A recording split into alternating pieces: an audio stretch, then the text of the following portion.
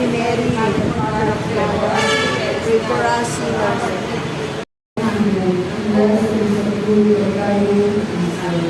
Holy Mary, Mother of God, pray for us sinners, now and at the hour of our death.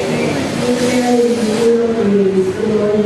Holy Mary, Mother of God, pray for us sinners, now and at the hour of our death. Amen. Unang istasyon. Ligtas mo ang sandaigdigan. Pagbasa sa unang sulat ni San Pablo Apostol sa mga taga-Corinto.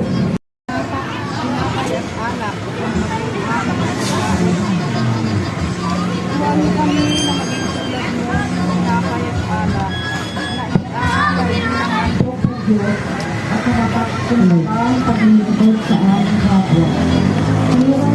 Alalahanin na kami ay nabubuhay hindi lamang sa aming sariling pagsisisa. Makitanaw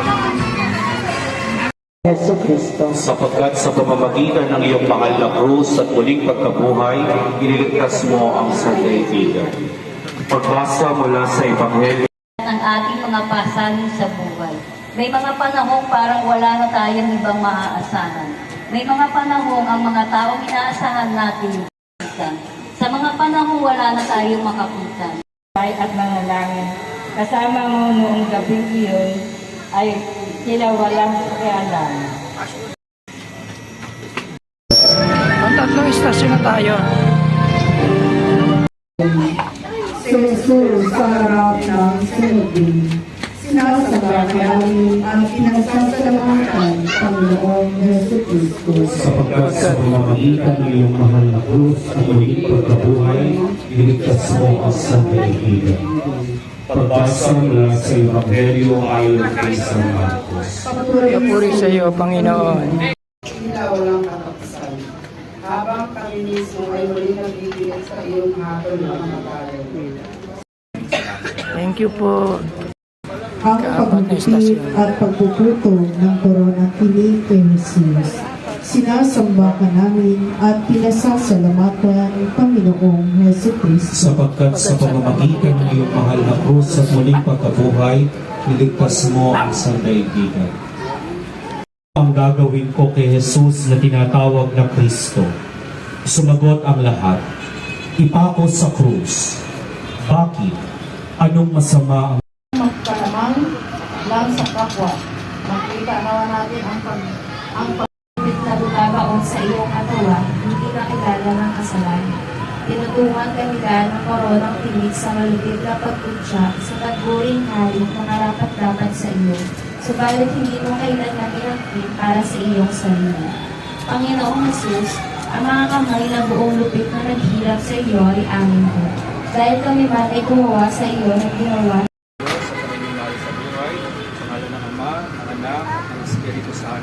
Amen. Thank you po. Papunta na tayo sa ikalimang istasyon. Pinasa ni Jesus ang kanyang krus.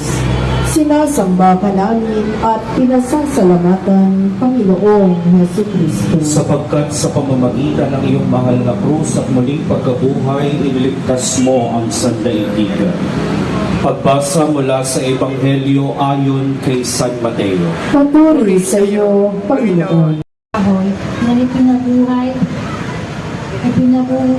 pinabuhay sa iyo ay napakabigat sapagkat kasama nito ang bigat ng mga kasalanan ng buhay. Thank you, Lord.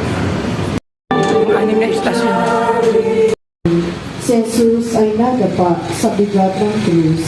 Sinasamba ka namin at pinasasalamatan Panginoong Yesu Cristo. Sapagkat sa pamamagitan ng iyong mahal na krus at muling pagkabuhay, niligtas noon na makaranas tayo ng kahirapan.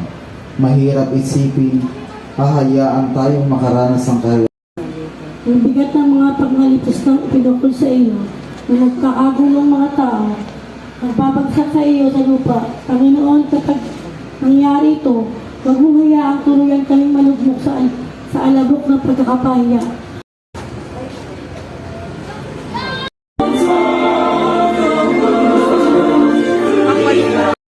Ni Simon Sirene si Jesus sa pagpasa ng krus. Sinasamba ka namin at pinasasalamatan, Panginoong Yesu Kristo. Sapagkat sa pamamagitan ng iyong mahal na krus at muling pagkabuhay, niligtas mo ang sandaigdigan. Tayo, Panginoon. Nakasalubong nila ang isang lalaking galing sa bukid, si Simon na taga Sirene, ama ni Sa hirap ng buhay, natututo tayong mabuhay ng para sa ating sarili lamang. Natututo tayong parating unahin ang sarili. Ang iyong krus upang tuwangan ka sa bigat nito. Subalit, ang bigat ng aming mga kasalanan ay nasa mga balikat mo pa rin. Amen. Maraming Thank you salamat po. po.